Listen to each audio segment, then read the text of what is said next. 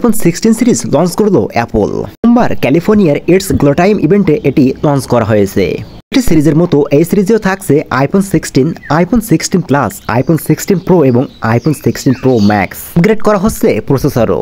IPhone 16 সিরিজের pro মডেলটির display size হবে 6.3 ইঞ্চি। এটি প্রো ম্যাক্স তার ডিসপ্লে সাইজ হবে 6.9 ইঞ্চি। আইফোন 15 সিরিজের তুলনায় 16 সিরিজে বাড়ানো হয়েছে ব্যাটারির সক্ষমতা।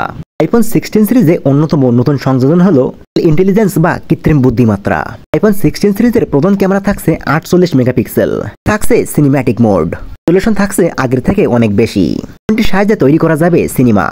আইফোন 16 আনা হয়েছে অসাধারণ অডিও ফিচার। এর মাধ্যমে ঘরে বসেই স্টুডিওর মতো সাউন্ড রেকর্ড করা যাবে। এছাড়া থাকছে মিউজিক বাড়ানোর সুবিধা।